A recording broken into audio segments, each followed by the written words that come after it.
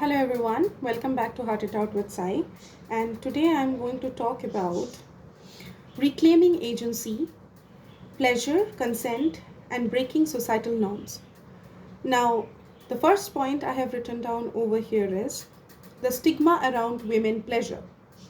Sex as a duty, not a dialogue. In many parts of Indian society, sexual intimacy is still largely framed around male needs, performance, and reproduction. A woman expressing her desires or prioritizing her own physical emotional pleasure is frequently stigmatized as immodest. The learned disconnect. Generations of women have been conditioned to endure, not to enjoy.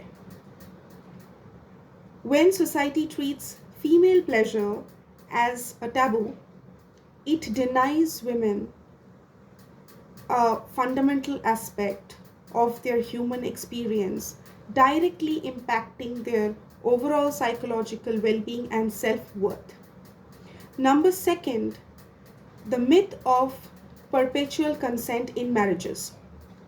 This I would call the done deal fallacy. There are a toxic unspoken assumption that the ritual of marriage equates to irrevocable lifelong consent from a woman. Marriage is a partnership of equals, not a transfer of ownership or a blanket contract for intimacy. Bodily autonomy doesn't expire. When I say this point, a woman's right to say no, not today, or not like this in sexual intimacy remains absolute regardless of her marital status. Whether she's married or not doesn't matter, even in relationships. Consent is consent.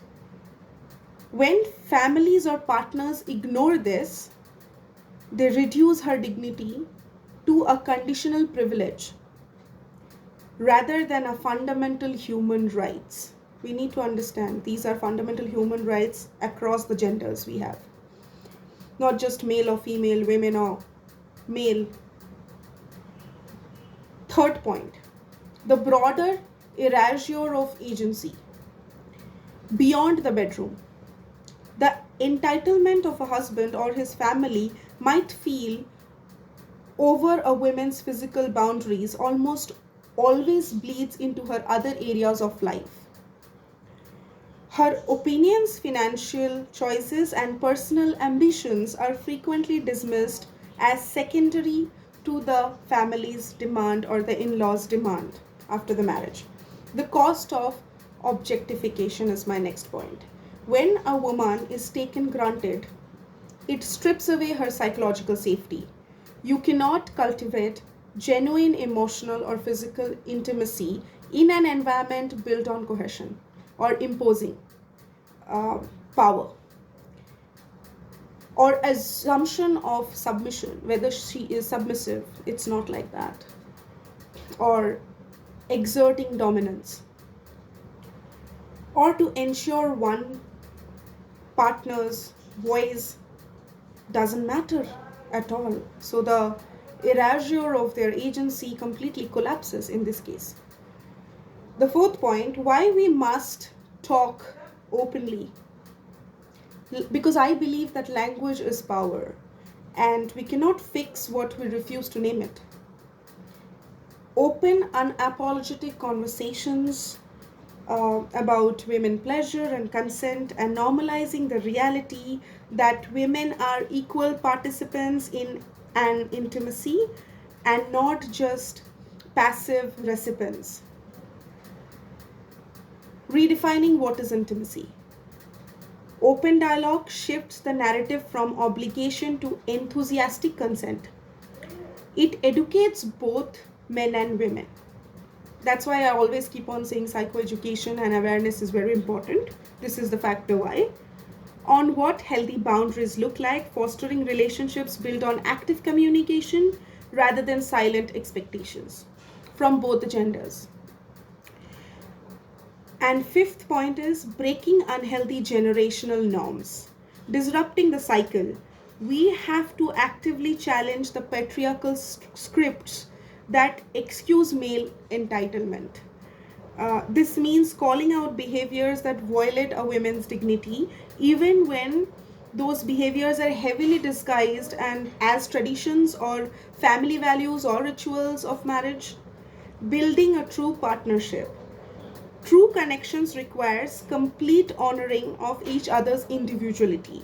Breaking those unhealthy norms isn't just about rebellion, being rebellious kid.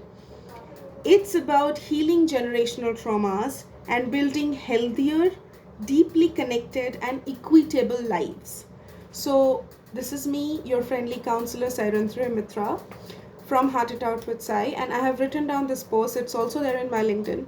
And do understand that women, we are equal beings and we have our own fundamental rights, and it is very important to give respect for our consent and boundaries, even if we are married or not, and also to understand that we equally have our own sexual pleasures. We need to talk about it and make it more normalized, and the expectations of the families after marriages and the partnership needs to be more healthy and not imposed into old patriarchal norms and cultures. We need to be equal beings in relationships and interpersonal relationships in the society. Then only we can become progressive and educated society out there.